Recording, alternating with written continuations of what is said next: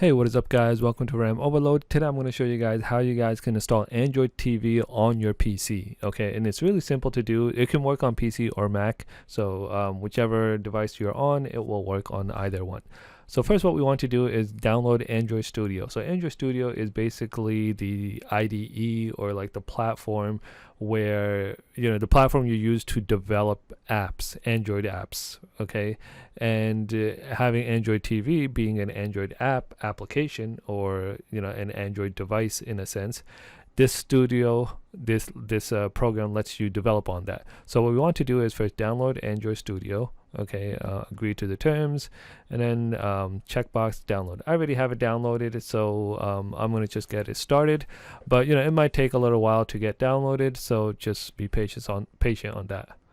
Alright, so now I have this up. I open Android Studio, so you'll see some screen like this. So I want to do virtual device manager. So for me, it's over here. Yours might be a little different depending on what version you have, but it should somewhere here be virtual device manager. So click that, and alright, so now we can see I have virtual device manager up, and now we can see the devices that I have installed. So yours is probably going to be blank. What you want to do is press the plus up here, filter by TV on the left side, and select which one you want. I suggest going with 1080p.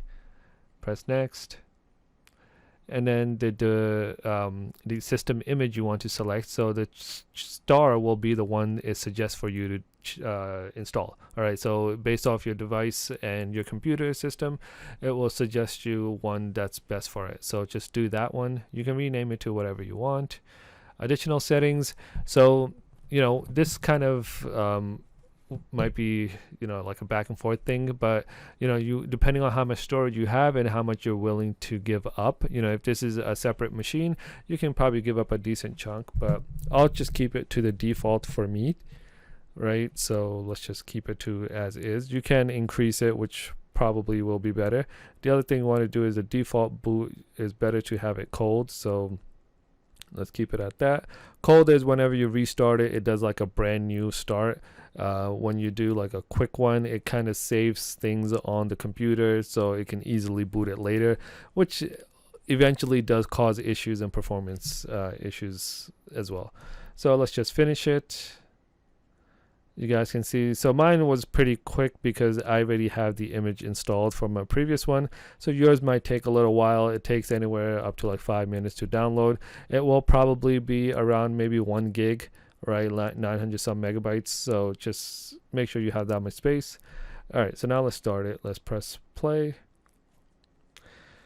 So the initial starting could take a couple minutes, right? If this is the first time you're loading it, so just keep that in mind. Alright, so we can see the black screen is here. It's just getting loaded.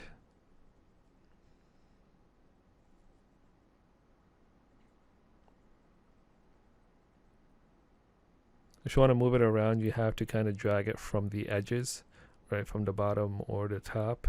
Either one works. These are just extended controls. If you click the dot, so you can move the cursor on the screen with this. So pretending, like you have a remote, right? This would be the same concept.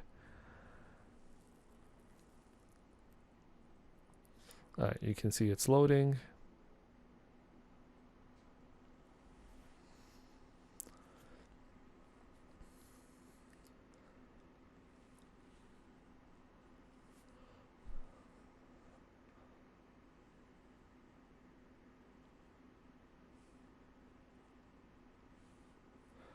All right, so now here we are. So here we can add our favorite apps. So let's say, that, and let's say YouTube. And yeah, basically it should work the same way your regular device would work. So the YouTube's not supported, obviously.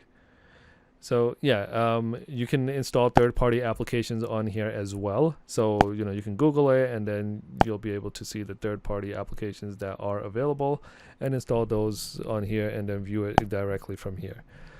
So yeah, that's pretty much it. If you have any question or comments, let me know below. If you like this, definitely give it a thumbs up. Don't forget to subscribe. It definitely helps the channel. Other than that, I'll see you guys next time. Peace.